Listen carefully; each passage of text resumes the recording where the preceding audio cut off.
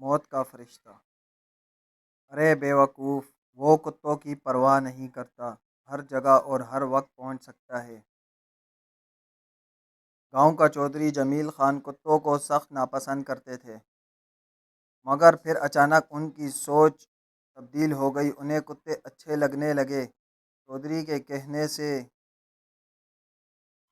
ان کے منشی نے اخباروں میں اچھی نسل کے ایک کتے کی ضرورت کا اشتہار دے دیا۔ جمیل خان کو ایسا کتا درکار تھا جو ہر وقت ان کے ساتھ رہے اور ان کے اشاروں کو سمجھے۔ آخر جمیل خان کو اپنے مطلب کا کتا مل ہی گیا۔ کتے کے ساتھ ان کو سدھانے والا بھی آیا اور کتے کی اس طرح ترتیب کی جیسا کہ جمیل خان چاہتے تھے، اور پھر وہ کتا ہر وقت جمیل خان کے ساتھ رہنے لگا۔ وہ واقعی ایک اعلیٰ نسل کا کتا تھا جو جمیل خان کے اشارے پر چلتا تھا، یہاں تک کہ وہ جمیل خان کے کمرے میں سوتا بھی تھا۔ اس کی دیکھ بھال اور حفاظت کے لیے 2 نوکر مقرر تھے۔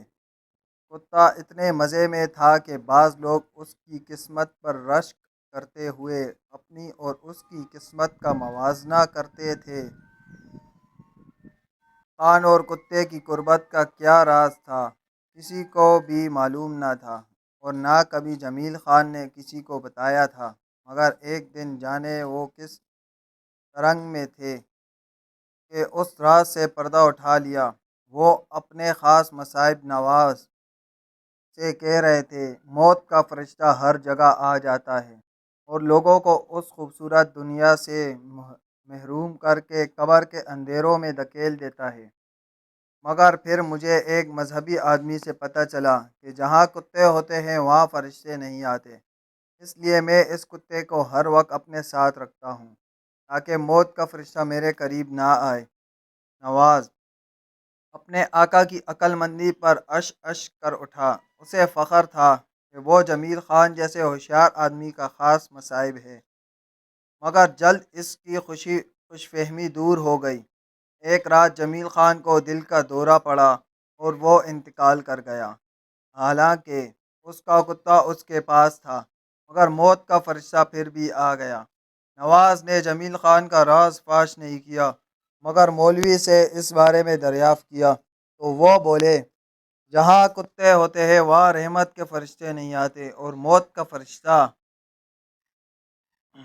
نواز کے منہ سے نکلا۔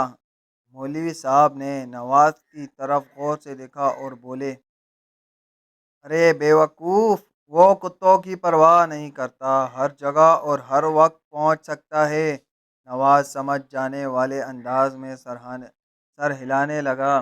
وہ یہ بھی سمجھ گیا تھا کہ اس کا آقا پرلے درجے کا احمق تھا، ورنہ موت کو ٹالنے اور زندگی کو بڑھانے کے لیے نیک کام کرتا، صدقہ خیرات کرتا۔